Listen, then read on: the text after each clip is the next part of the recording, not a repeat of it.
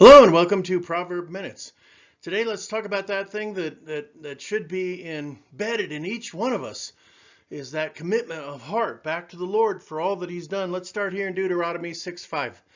And you shall love the Lord your God with all your heart, with all your soul, with all your strength, and these words which I command you today shall be in your heart. So breaking it down, it's pretty plain and it's been reiterated again and again that we should love the Lord with what? With our all and all of that we have. And it shouldn't be a nuisance or an annoyance. It should be a welcomed call that the promises that he's given and the love that he's able to share for the ones that are loyal and to free us from the human bondage of flesh. What a blessing that we've come to in his truths. And it is then in our hearts that we need to have this. And most importantly, we need to have it with all of our heart. And how do we do that? Well, we keep climbing the ladder every day, one day at a time. It's in the New Testament here in Mark 12:30. And you shall love the Lord your God with all your heart, with all your soul, with all your mind, and all your strength. This is the first commandment. And we know this. We know that this is what we need to do. And the second commandment is as well to love your neighbor as you love yourself. And that means no backbiting, no hating, and working together to join in bonding in the call of God to help one another as he has helped us. But again, we do this with our all. And that's what he's called out for. And so, are we doing that? Or are we pursuing those things that are less in value? The bickerings between men and the arguing of endless arguments. No, we need to come back to the Lord and see him for who he is and appreciate then that he's given us the ability to be able to work with one another. And that's the call. And this is the first commandment. Equal to. So our hearts need to come back to him. This is the truth.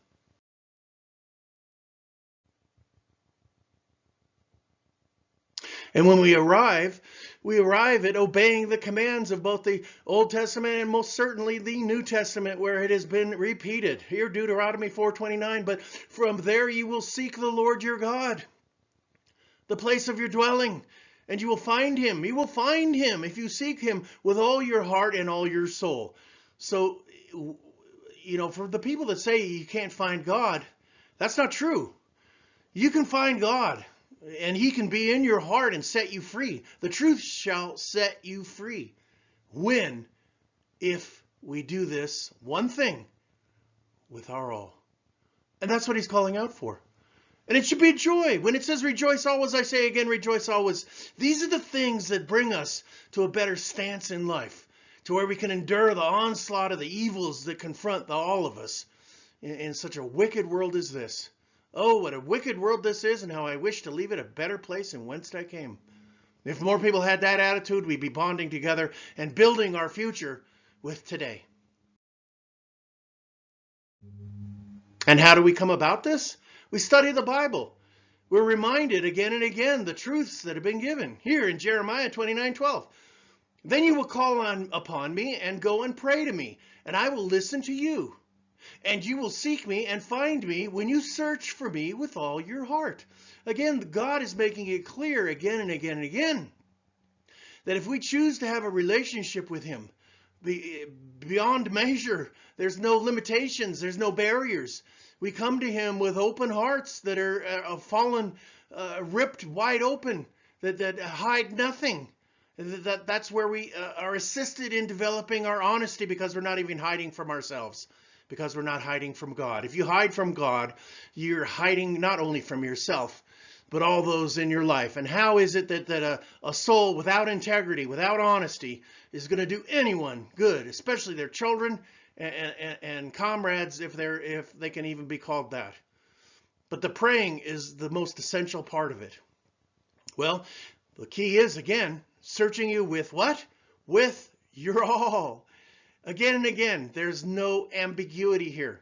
We need to give our hearts to God in all the measures of our being, in the purpose of returning to him and fulfilling those words spoken of in the Bible that reunite us as a believing people, discipleship that is not ashamed to declare God is great and glory to God.